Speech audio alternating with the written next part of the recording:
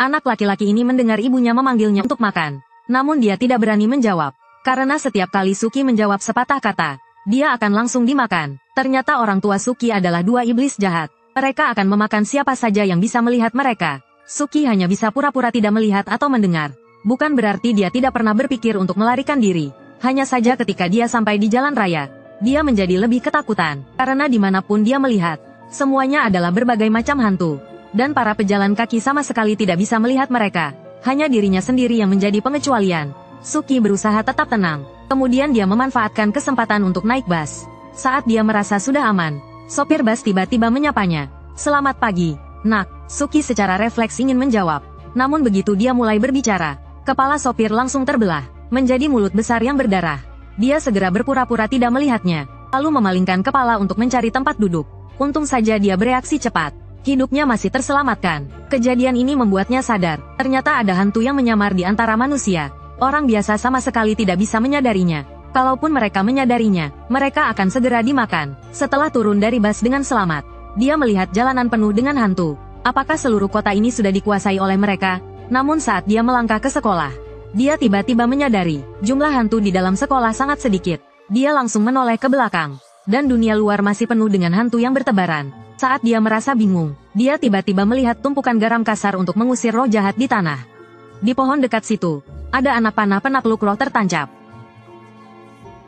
Dia segera mencari sahabatnya. Dengan hati-hati dia bertanya, ternyata benar. Di sekolah ada seorang siswi bernama Hesen.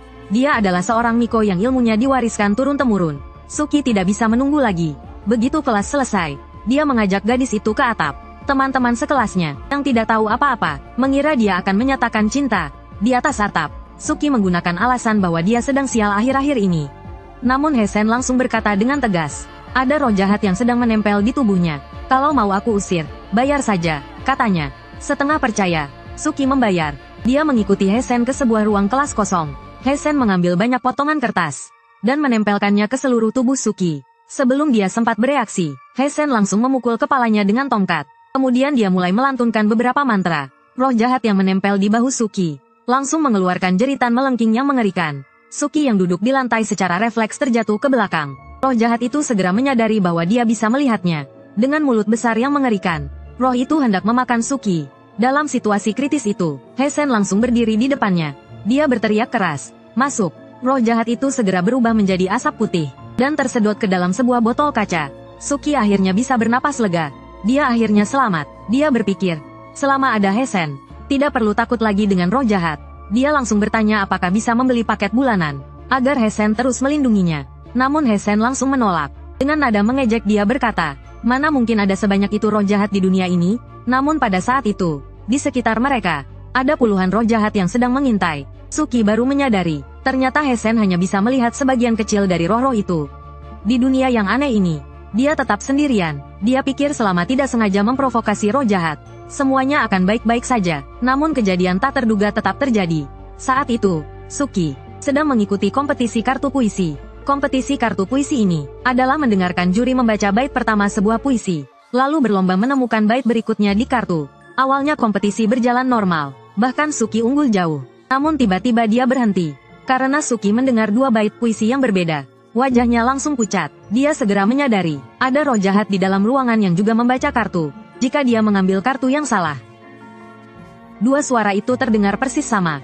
Tidak mungkin membedakan mana yang diucapkan oleh juri. Satu-satunya cara sekarang adalah tidak mengambil kartu, menunggu pertandingan selesai. Kalaupun kalah tidak masalah. Namun sebelum dia bisa bernapas lega, roh jahat itu tiba-tiba berkata, kenapa dia tidak mengambil kartu? Apakah dia bisa mendengar aku bicara? Mendengar itu, Suki mulai berkeringat dingin. Sekarang dia tidak bisa mengambil kartu, tapi juga tidak bisa tidak mengambilnya. Dia harus memastikan apa yang sebenarnya terjadi. Lalu saat lawannya mengambil kartu, dia tiba-tiba menoleh ke belakang. Pemandangan yang dia lihat adalah roh dengan penampilan aneh. Saat itu, roh itu sedang berada di bahu juri dan membaca kartu. Roh jahat itu seolah menyadari tatapan Suki. Ia langsung memutar kepalanya, membuka mulut besar berdarah, dan mencoba memakan Suki. Suki terkejut, tapi wajahnya tetap terlihat tenang. Dia kemudian berpura-pura pergi mengambil air minum. Sebenarnya itu hanya untuk mengulur waktu. Jika dia terus membelakangi juri, dia tidak bisa membedakan suara mana yang asli, kecuali dia bisa melihat gerakan bibirnya. Saat itu, ide cemerlang muncul di pikirannya. Dia mengusulkan cara bermain baru, menghafal kartu yang tersisa dalam 10 menit, lalu menebak secara buta dengan saling membelakangi. Lawan yang tertarik langsung menyetujuinya. Akhirnya, Suki merasa lega. Sekarang dia bisa dengan bebas melihat gerakan bibir juri.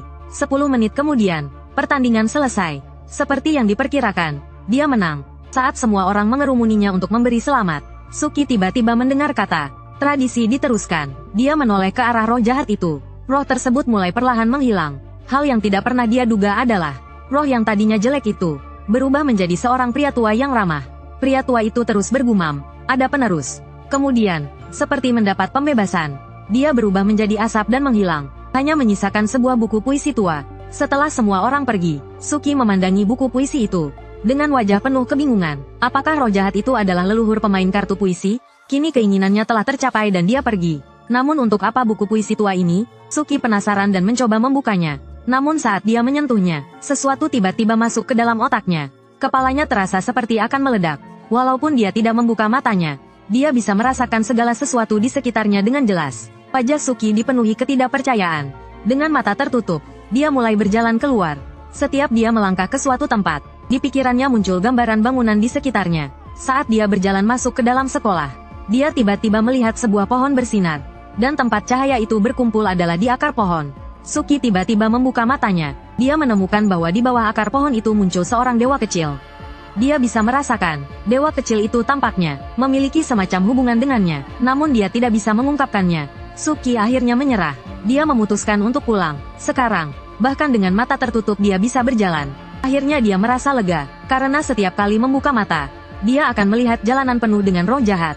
Jika mereka menyadari dia bisa melihat mereka, dia akan langsung dimakan. Saat Suki sampai di rumah, ibu hantunya menyambutnya di pintu seperti biasa. Sambil sesekali berbicara santai, Suki takut jika dia tidak bisa menahan diri dan menjawab.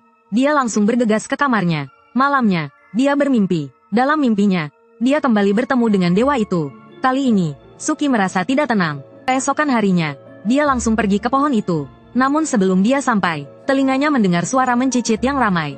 Saat dia tiba di sekolah, dia melihat dua tupai di depan dewa itu. Salah satu tupai bahkan tampak berlutut, seperti sedang memohon kepada dewa untuk menyelamatkan temannya yang terluka. Melihat itu, Suki dengan hati-hati mengangkat tupai yang terluka. Lalu dia membawanya ke ruang kesehatan. Dia membalut lukanya. Setelah setengah jam, dia kembali ke pohon itu.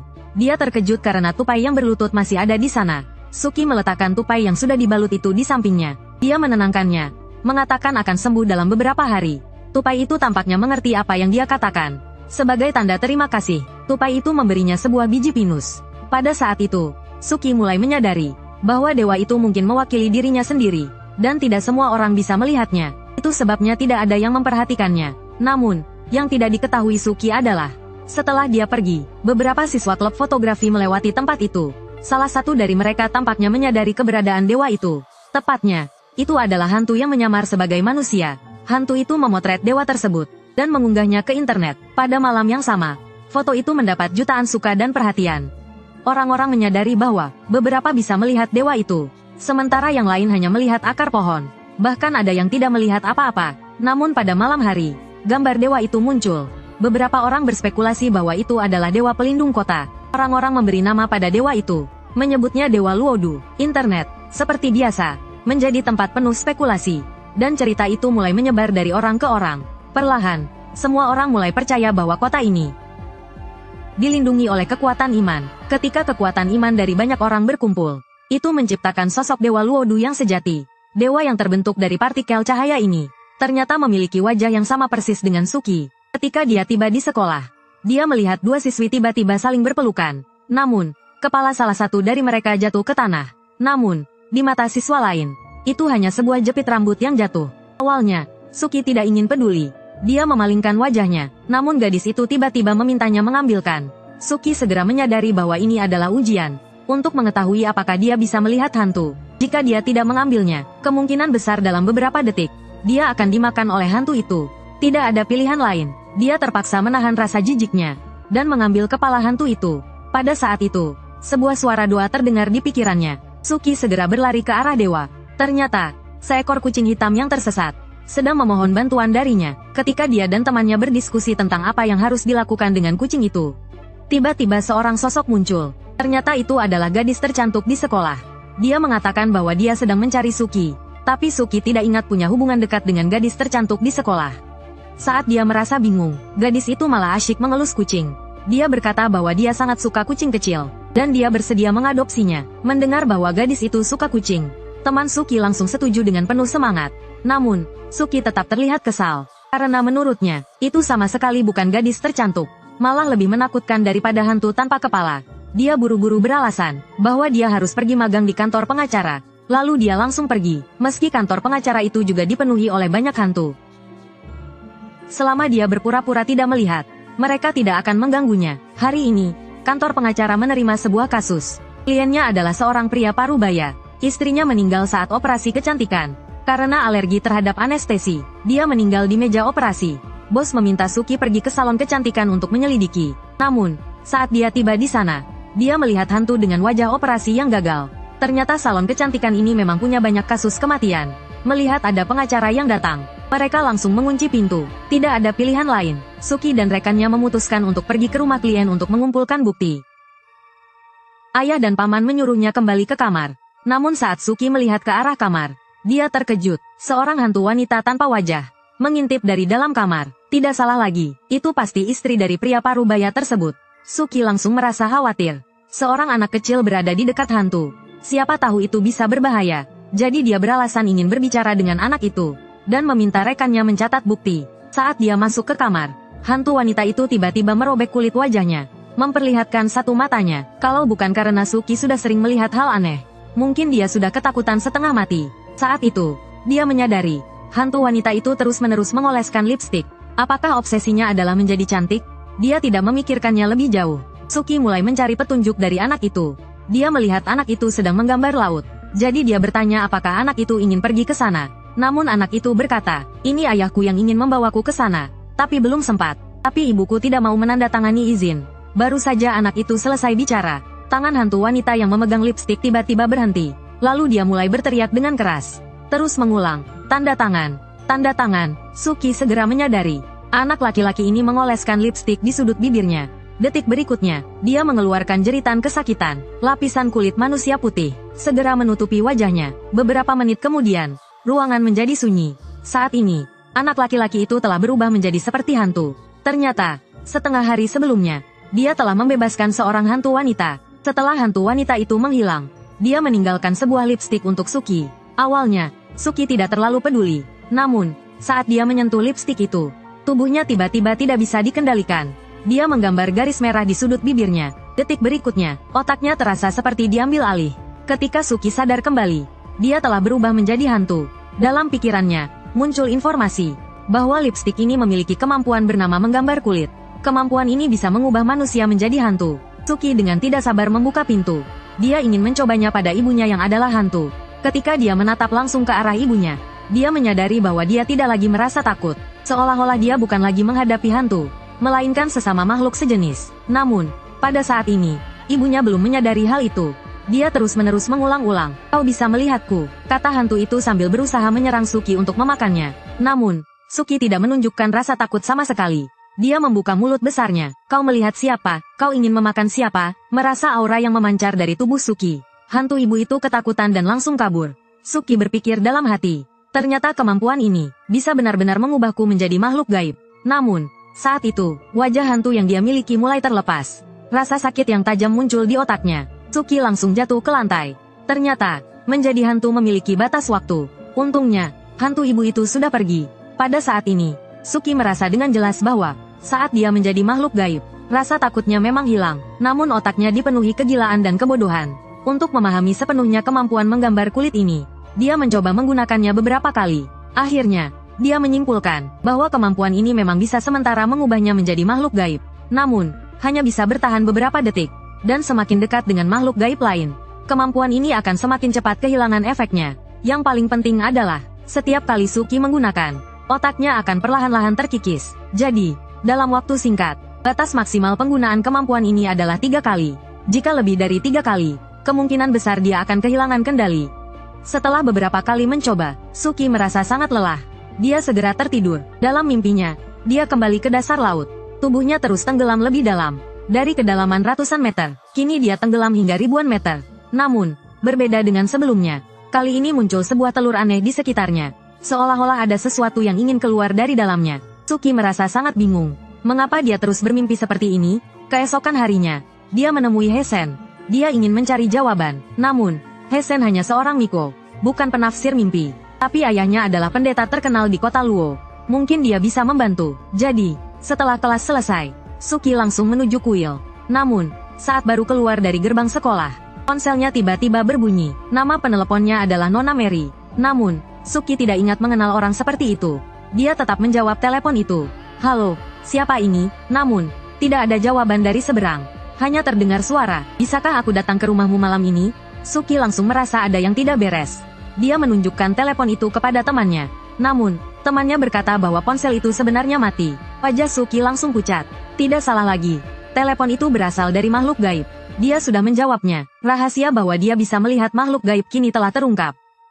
Jika ada orang asing yang meneleponmu, jangan pernah menjawab sembarangan, karena kau tidak akan pernah tahu apakah yang di seberang adalah manusia atau hantu. Saat ini, Suki menerima telepon dari hantu wanita. Baru saja dia menjawab, "Halo."